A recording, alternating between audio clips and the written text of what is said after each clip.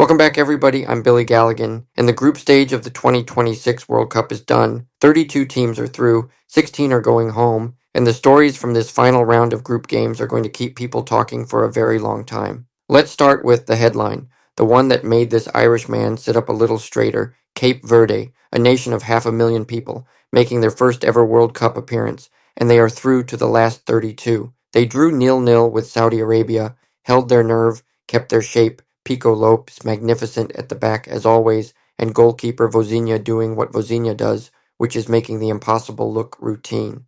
A point was enough. They are through. And their reward? Argentina. Lionel Messi, the greatest goal scorer in World Cup history, currently on fire and chasing records. You couldn't write it.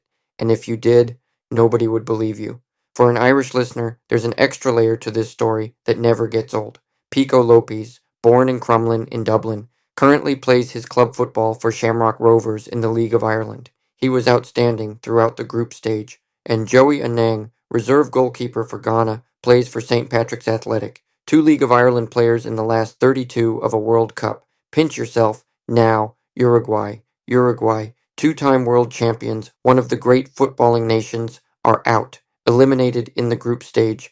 Their goalkeeper Muslera gifted Spain a goal with a howler that will haunt him for a long time, and Cape Verde's point meant Uruguay needed to win their own game to have any chance, and they couldn't manage it. The small nation from the Atlantic survived. The South American giant did not. Football is wonderfully, brutally indifferent to reputation. Mexico were the story of Group A, 9 points from 9, perfect record, group winners, and they did it as co-hosts with a nation roaring them on. South Africa's story deserves a mention too. They lost to Mexico in the opening game with 9 men, everyone wrote them off, and they bounced back to qualify for the knockout stages for the first time in their history. Remarkable. And they now face Canada in the round of 32, a tasty prospect given Canada's 6-0 demolition of Qatar earlier in the tournament. Scotland, poor Scotland. They qualified for their first World Cup in years, beat Haiti in Game 1, and then ran into Morocco and Brazil back-to-back. Brazil 3-0 in the final game ended their campaign. The Tartan army went home with 1 win and 2 heavy defeats. At least they were there, which is more than Ireland can say. And I say that with nothing but a wry smile. Czechia are out too. The team that knocked Ireland out of the qualifiers didn't make it past the group stage themselves. I'm not bitter. I'm really not. Moving on quickly. Turkey were already eliminated before their final game against the USA, with nothing left to play for but pride. And pride, it turns out, was enough. They beat the hosts 3-2 in a thriller that will have caused a few raised eyebrows in the American camp. The USA went through anyway as group winners, but losing to an already eliminated Turkey isn't quite the note they wanted to end the group stage on. Tuck that one away as a warning sign heading into the knockouts. Germany won their group despite that extraordinary 2-1 defeat to Ecuador in the final game, one of the results of the tournament. Ecuador pulled off one of the upsets of the round and sneaked through as one of the best third-place teams. Germany topped the group anyway. Classic Germany. Lose a game they shouldn't. Advance anyway. Infuriating and brilliant in equal measure.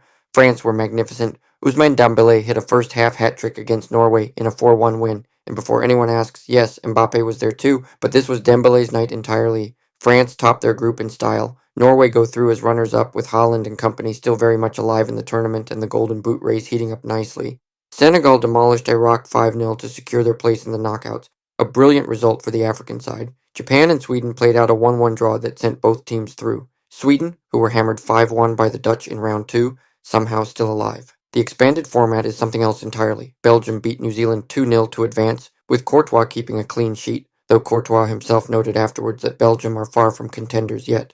Honest, at least. Egypt qualified too, which means Mohamed Salah is in the knockout rounds and very much in the conversation about this tournament's individual stars. England beat Panama 2-0 to advance from Group L, and Harry Kane is now the outright England World Cup scoring record holder with 11 goals, breaking Gary Lineker's mark of 10. Croatia beat Ghana 2-1 to qualify alongside England, with Ghana going through as a third-place team. DR Congo beat Uzbekistan 3-1 to secure their own place in the knockouts. And what a story they've been. They held Portugal to a draw in round 1, when Ronaldo was kept scoreless, and now they're in the last 32. Their reward is England and Atlanta. Good luck to both of them. Colombia topped their group with a 0-0 draw against Portugal, with Ronaldo, sporting brand new golden boots for the occasion because of course he is, having to settle for runners-up spot.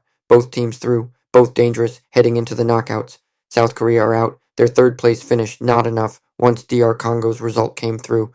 Hard luck on a team that showed real quality at times in the tournament. And then there was Algeria versus Austria.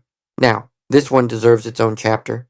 In 1982, in Gijón in Spain, West Germany and Austria played out a 1-0 result that both teams knew in advance would send them both through and eliminate Algeria. The game was so blatant in its cynicism that it became known as the Disgrace of Gijón, one of the most infamous moments in World Cup history.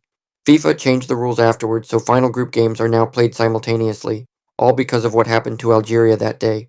44 years later, Algeria and Austria meet again, with Iran's fate hanging on the result. A draw sends Algeria and Austria through and eliminates Iran. A win for either side sends the loser out and Iran in. Simple enough in theory, absolute chaos in practice. Austria score first, Iran are in, Algeria equalize, Iran are out, Austria score again, Iran are in, Algeria equalize again, Iran are out. 2-2, the game settling into exactly the draw that suits both teams, and Iran watching it all from the outside. And then deep into injury time, Algeria score. 3-2, Austria are out, Iran are in, scenes, and then, with what must have been the last kick of the game, Austria equalize. 3-3, Austria are through, Iran are out. In the space of about 4 minutes of stoppage time, Iran went in, and out again. After one of the most extraordinary final group games in World Cup history, the team that suffered the disgrace of Gijón in 1982 go through, and Iran, who did absolutely nothing wrong, go home. Football. Honestly, Austria's reward for that extraordinary night, Spain in the round of 32, out of the frying pan and straight into the inferno. And finally, Argentina versus Jordan. 9 changes from Scaloni, Messi starting on the bench, the group already won. Argentina led 2-0 before Jordan pulled one back. And then, because Messi cannot help himself even in a dead rubber, he came off the bench and scored. Final score 3-1.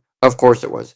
The man is simply not capable of being ordinary. So that's the group stage wrapped up. 72 games, 32 teams. More drama, more goals, more records, and more surprises than anyone could have predicted. The underdogs had their moments, the Giants mostly prevailed, but not all of them. Uruguay are going home, Scotland are going home, Czechia are going home without having made it as far as the team they knocked out of the qualifiers. I'm not bitter, I keep saying that and I'll keep saying it. Germany are through despite losing to Ecuador, and Algeria are through after one of the most dramatic final group games in World Cup history, and Cape Verde are still here. Pico Lopez from Crumlin is still here, and somewhere in Miami, a goalkeeper's mother who almost couldn't afford the visa to watch her son play is still here too. The knockout stage, what lies ahead. The round of 32 begins, and with it a whole new tournament.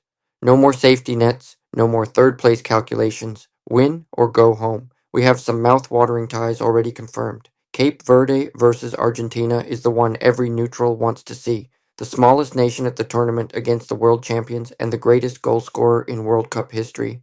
Canada versus South Africa pits a co-host against a genuine Cinderella story. USA versus Bosnia gives the home crowd a knockout game to really get behind. DR Congo versus England in Atlanta promises to be a proper occasion, and Austria, fresh from that extraordinary 6-goal thriller, now face Spain, out of the frying pan and straight into the inferno. The golden boot race is deliciously poised. Messi leads, Mbappe is 2 behind and will be chomping at the bit. Haaland, Kane, Ronaldo, Salah, all still in the tournament, all still scoring. That special episode on the Golden Boot is coming, and the story gets better with every game. This group stage has been one of the greatest in World Cup history. The records, the shocks, the stories, the atmosphere, it has delivered everything and more. But the real tournament, it starts now. Thanks for listening, everybody. I'll be back very soon with the knockout stage coverage. Don't go anywhere.